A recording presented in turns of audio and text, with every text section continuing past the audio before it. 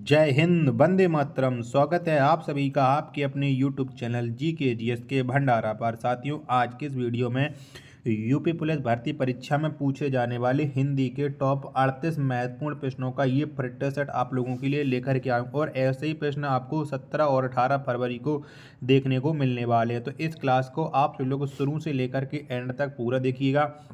Video पसंद आए तो वीडियो को आप लाइक कर देना। चैनल को आप लोगों ने अभी तक सब्सक्राइब नहीं किया होगा तो चैनल को आप लोगों जरूर सब्सक्राइब कर लेना और इस वीडियो को आप अपने सभी दोस्तों के पास जरूर शेयर कर देना जो आपके साथ 17 और 18 फरवरी को एग्जाम देने जा रहे हैं। तो फिर चलिए शुरू करते हैं। तो पहला प्रश्न है आपके सामने कि उत्तर प्रदेश के लखनऊ क्षेत्र में अवधी बोली को किस रूप में बोला जाता है। तो कौन से रूप में बोला जाता है। तो उत्तर प्रदेश के लखनऊ में अवधी को बोला जाता है शुद्ध अवधी के रूप में, यानी 39 का राइट आंसर ऑप्शन संख्या ए इसमें इसका राइट आंसर हो जाएगा। चलिएगा, प्रश्न संख्या 40 है आपके सामने की भाषा संबंधी कार्य भारत सरकार के किस विभाग द्वारा किया जाता है। तो कौन से विभाग के द्वारा किया जाता है। तो भाषा संबंधी जितने भी कार्य होते हैं ये भारत सरकार के मानव संसाधन विभाग द्वारा किए जाते हैं, यानी 40 का राइट आंसर ऑप्शन संख्या ए इसमें इसका राइट आंसर हो जाएगा। चलिएगा, अगला प्रश्न है प्रश्न संख्या 41 है आपके सामने कि चा और छा वर्ण का उच्चारण स्थान कौन सा है। तो कौन सा है। तो आप जानते हैं कि चा और छा वर्ण इनका जो उच्चारण स्थान है वो है तालु। क्या है। तालु है, यानी 41 का राइट आंसर ऑप्शन संख्या ए इसमें इसका राइट आंसर हो जाएगा। चलिएगा, नेक्स्ट प्रश्न है प्रश्न संख्या 42 है आपके सामने की का गा जा फा ध्वनियाँ किसकी हैं। तो ये किसकी हैं बताइएगा फटाफट से। प्रश्न संख्या 42 का राइट आंसर क्या हो जाएगा। वीडियो पसंद आ रही है तो वीडियो को लाइक कमेंट और चैनल को सब्सक्राइब करना ना भूलें। तो ये ध्वनियाँ हैं अरबी फारसी की। किसकी हैं। अरबी फारसी की। 42 का राइट आंसर ऑप्शन संख्या बी इस प्रश्न का राइट आंसर हो जाएगा। चलिएगा, प्रश्न संख्या 43 है आपके सामने कि निम्न में वर्तनी की दृष्टि से अशुद्ध शब्द है। तो बताओ इनमें से कौन सा अशुद्ध शब्द है। प्रश्न संख्या 43 का राइट आंसर क्या हो जाएगा। तो आप देख रहे होगा कि इसमें इतिहास है। क्या जो ऐतिहासिक लिखा ये एक गलत शब्द है। 43 का राइट आंसर ऑप्शन संख्या सी इस का राइट आंसर हो जाएगा। नेक्स्ट प्रश्न है प्रश्न संख्या 44 है आपके सामने कि निम्नलिखित में एक की वर्तनी अशुद्ध है। तो बताओ इनमें से किसकी वर्तनी अशुद्ध है। प्रश्न संख्या 44 का राइट आंसर क्या हो जाएगा। तो आप जानते कि जो बी ऑप्शन में लिखा है सुश्रूपा, इसकी जो वर्तनी है वो अशुद्ध है। प्रश्न संख्या 44 का राइट आंसर ऑप्शन संख्या बी इसका राइट आंसर हो जाएगा। चलिएगा, प्रश्न संख्या 45 है आपके सामने की जो प्रत्यक्ष धातुओं के अंत में लगते हैं वे प्रत्यय हैं। तो वे कैसे प्रत्यय हैं। जो प्रत्यक्ष धातुओं के अंत में लगते हैं तो वो एक हैं कृत प्रत्यय। क्या वो एक कृत प्रत्यय हैं, यानी 45 का राइट आंसर ऑप्शन संख्या ए इस पेंस का राइट आंसर हो जाएगा। चलिएगा, प्रश्न संख्या 46 है आपके सामने की जो प्रत्यय संज्ञा सर्वनाम व विशेषण में जुड़कर नया शब्द बनाते हैं वे प्रत्यय हैं। तो वो कौन से प्रत्यय होते हैं ये आपको बताना है। प्रश्न संख्या 46 का राइट आंसर क्या हो जाएगा। तो वे कैसे होते हैं। तो वे एक तद्धित प्रत्यय होते हैं, यानी 46 का राइट आंसर ऑप्शन संख्या बी इस पेंस का राइट आंसर हो जाएगा। चलिएगा, प्रश्न संख्या 47 है आपके सामने की अति उपसर्ग का अर्थ है। तो कौन सा है अति उपसर्ग का अर्थ है। तो अति उपसर्ग का अर्थ होता है अधिक या बाहुल्य। 47 का राइट आंसर ऑप्शन संख्या ए इस पेंस का राइट आंसर हो जाएगा। प्रश्न संख्या 48 है आपके सामने की बनावट के आधार पर शब्दों के कितने भेद होते हैं। तो कितने होते हैं। प्रश्न संख्या 48 का राइट आंसर आप लोग बताइएगा। तो बनावट के आधार पर जो शब्दों के भेद होते हैं वो होते हैं 3। 48 का आंसर ऑप्शन संख्या ए इस प्रश्न का राइट आंसर हो जाएगा। चलिएगा, नेक्स्ट प्रश्न है प्रश्न संख्या 49 है आपके सामने कि आगत शब्द से संबंधित है। तो बताओ आगत ये कैसा शब्द है। देशज विदेशज तत्सम है तद्भव है। तो आगत जो शब्द है ये एक विदेशी शब्द है, यानी 49 का राइट आंसर ऑप्शन संख्या ए एस पेंस का राइट आंसर हो जाएगा। प्रश्न संख्या 50 है आपके सामने कि शोकाकुल में समास है। तो बताओ शोकाकुल में कौन सा समास हो जाएगा। तो जो शोकाकुल शब्द है इसमें होता है तत्पुरुष समास। कैसा होता है तत्पुरुष समास होता है, यानी 50 का राइट आंसर। जितने भी लोग ऑप्शन संख्या ए बता रहे हैं उन सब लोगों का ये राइट आंसर हो जाएगा। साथियों, मेहनत जारी है। वीडियो पसंद आ रही है तो वीडियो को एक लाइक आप लोग जरूर कर देना। प्रश्न संख्या 51 है आपके सामने कि अकाल पीड़ित में समास होगा, तो कौन सा समास हो जाएगा अकाल पीड़ित में? तो जो अकाल पीड़ित है इसमें होता है तत्पुरुष समास, यानी 51 का राइट आंसर ऑप्शन संख्या सी इस का राइट आंसर हो जाएगा। चलिएगा, प्रश्न संख्या 52 है आपके सामने कि मक्खन का तत्सम शब्द है, तो कौन सा हो जाएगा मक्खन का तत्सम शब्द? प्रश्न संख्या 52 का राइट आंसर तो मृक्षण। क्या? मृक्षण। 52 का राइट आंसर ऑप्शन संख्या डी इस का राइट आंसर हो जाएगा। प्रश्न संख्या 53 है आपके सामने कि कौन सा शब्द स्त्रीलिंग है, तो बताओ इनमें से कौन सा शब्द है जो स्त्रीलिंग है? तो आप जानते हैं कि अच्छा और अच्छी लगाने से हम स्त्रीलिंग और पुल्लिंग का पता लगा सकते हैं। तो अच्छी परिषद। क्या? अच्छी परिषद ये एक स्त्रीलिंग शब्द है। 53 का राइट आंसर ऑप्शन संख्या डी इसका राइट आंसर हो जाएगा। प्रश्न संख्या 54 है आपके सामने कि आदर शब्द से विशेषण बनेगा, तो कौन सा विशेषण बनेगा आदर से, ये आपको बताना है। तो आदर से बनेगा आदरणीय। क्या? आदर से आदरणीय बनेगा, यानी 54 का राइट आंसर ऑप्शन संख्या सी इस का राइट आंसर हो जाएगा। प्रश्न संख्या 55 है आपके सामने कि पीड़ित शब्द क्या है, तो बताओ क्या है पीड़ित शब्द? प्रश्न संख्या 55 का राइट आंसर आप लोगों को बताना है। तो पीड़ित ये एक विशेषण शब्द है। क्या? पीड़ित एक विशेषण शब्द है, यानी 55 का राइट आंसर ऑप्शन संख्या सी इस का राइट आंसर हो जाएगा।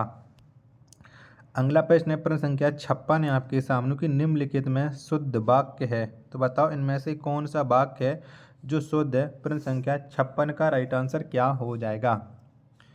तो तुलसी की कविता मधुर गुण प्रदान है, ये एक शुद्ध शब्द है।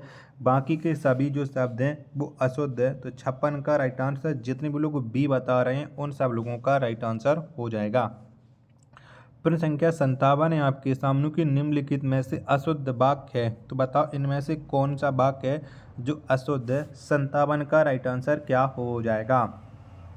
तो तुम तो अपना काम करो। क्या? तुम तो अपना काम करो ये एक अशुद्ध वाक्य है। बाकी के जितने भी वाक्य हैं वो सारे के सारे शुद्ध हैं, यानी 57 का राइट आंसर ऑप्शन संख्या सी इसका राइट आंसर हो जाएगा। प्रश्न संख्या 58 है आपके सामने कि काठ की हांडी बार बार नहीं चढ़ती का अर्थ है, तो बताओ इस लोकोक्ति का क्या अर्थ हो जाएगा? तो इसका जो अर्थ होता है छल कपट का व्यवहार हमेशा नहीं चलता है, यानी 58 का राइट आंसर ऑप्शन संख्या बी इस का राइट आंसर हो जाएगा। प्रश्न संख्या 59 है आपके सामने कि खिसियानी बिल्ली खम्बा नोची का अर्थ है, तो बताओ इसका क्या अर्थ हो जाएगा कि खिसियानी बिल्ली खम्बा नोचे? तो इसका अर्थ होता है कि अपनी शर्म छिपाने के लिए व्यर्थ झुंझलाना। क्या? अपनी शर्म छिपाने के लिए व्यर्थ झुंझलाना। 59 का राइट आंसर ऑप्शन संख्या सी इस का राइट आंसर हो जाएगा। प्रश्न संख्या 60 है आपके सामने कि आँख का अंधा गांठ का पूरा लोकोक्ति का सही अर्थ है, तो बताओ इस लोकोक्ति का सही अर्थ क्या हो जाए कि आँख का अंधा गांठ का पूरा? तो इसका जो अर्थ होता है वो होता है मूर्ख धनी। क्या? मूर्ख धनी। 60 का राइट आंसर ऑप्शन संख्या बी इस का राइट आंसर हो जाएगा।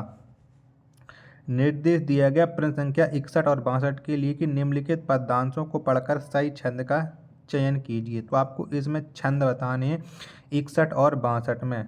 तो प्रश्न संख्या 61 है आपके सामने कि पल पल जिसके मैं पथ को देखती थी, निस्दिन जिसके ही ध्यान में थी बिताती। तो इसमें बताना है कि आपको कौन सा छंद है। प्रश्न संख्या 61 का राइट आंसर क्या हो जाएगा? तो ये एक मालिनी छंद है। क्या? ये एक मालिनी छंद है। 61 का राइट आंसर ऑप्शन संख्या ए इस का राइट आंसर हो जाएगा। प्रश्न संख्या 62 है आपके सामने कि अवधि शिला का उर पर था गुरु भार, तिल तिल काट रही थी दीर्घ जलधार। तो इसमें कौन सा छंद है? फटाफट से बताओ। प्रश्न संख्या 62 का राइट आंसर क्या हो जाएगा? तो इसमें है बरवा छंद। क्या? इसमें बरवा छंद है। तो 62 का राइट आंसर ऑप्शन संख्या डी, जितने भी लोग बता रहे हैं ना उन सब लोगों का राइट आंसर हो जाएगा। प्रश्न संख्या 63 है आपके सामने कि मुख बाल रवि सम लाल होकर ज्वाल सा बोधित हुआ, प्रस्तुत पंक्तियों में कौन सा अलंकार है? बताओ फटाफट से। प्रश्न संख्या 63 का राइट आंसर क्या हो जाएगा? तो इसमें है उपमा अलंकार। क्या उपमा अलंकार है? 63 का राइट आंसर ऑप्शन संख्या बी इसका राइट आंसर हो जाएगा। प्रश्न संख्या 64 है आपके सामने कि मैं सत्य कहता हूँ सखे सुकुमार मत जानो मुझे, यमराज से भी युद्ध में प्रस्तुत सदा जानो मुझे, इन पंक्तियों में कौन सा रस निहित है? तो बताओ इनमें कौन सा रस है? प्रश्न संख्या 64 का राइट आंसर क्या हो जाएगा? तो इसमें है वीर रस। कैसा है? वीर रस है। 64 का राइट आंसर ऑप्शन संख्या बी इसका राइट आंसर हो जाएगा। साथियों वीडियो पसंद आ रही है तो प्लीज़ वीडियो को एक बार लाइक जरूर कर देना। प्रश्न संख्या 65 है आपके सामने कि निम्नलिखित में से एक शब्द देवता का पर्याय है। तो बताओ इनमें से कौन सा शब्द है जो देवता का पर्यायवाची है? तो बी बुद्ध। क्या बी बुद्ध जो शब्द है ये देवता का पर्यायवाची है। 65 का राइट आंसर ऑप्शन संख्या बी इस प्रश्न का राइट आंसर हो जाएगा। चलिएगा प्रश्न संख्या 66 है आपके सामने कि बगीचा का पर्यायवाची शब्द है। तो बताओ कौन सा शब्द है जो बगीचा का पर्यायवाची है? प्रश्न संख्या 66 का राइट आंसर तो कल्पसाल। क्या कल्पसाल जो शब्द है ये बगीचा का पर्यायवाची है। 66 का राइट आंसर ऑप्शन संख्या डी इस प्रश्न का राइट आंसर हो जाएगा।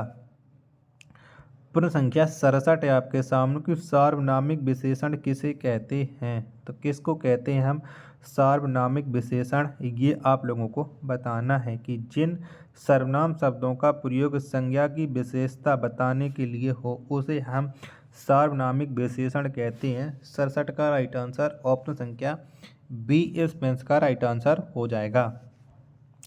प्रश्न संख्या 68 है आपके सामने कि तिमिर शब्द का विलोम है। तो कौन सा हो जाएगा तिमिर शब्द का विलोम शब्द? ये आपको बताना है। तो ये तिमिर माने होता है अंधेरा, तो अंधेरा का उल्टा क्या होता है? आलोक। यानी 68 का राइट आंसर ऑप्शन संख्या ए।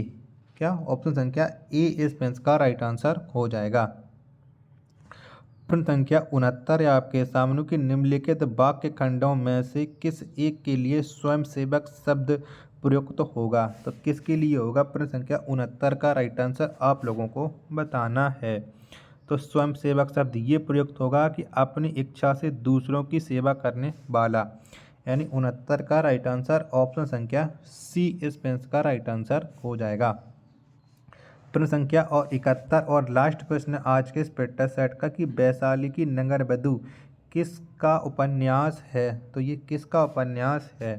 तो वैशाली की नगरवधू ये और जो उपन्यास है ये है आचार्य चतुर्सेन शास्त्री का। किसका है? आचार्य चतुर्सेन शास्त्री का, यानी 70 का राइट आंसर ऑप्शन संख्या सी इस पेंस का राइट आंसर हो जाएगा। साथियों अगर आपको ये प्रैक्टिस सेट पसंद आया हो तो वीडियो को एक बार लाइक कमेंट और चैनल को सब्सक्राइब करना न भूलें। मिलते हैं अपन नेक्स्ट वीडियो में, तब तक के लिए धन्यवाद। जय हिंद।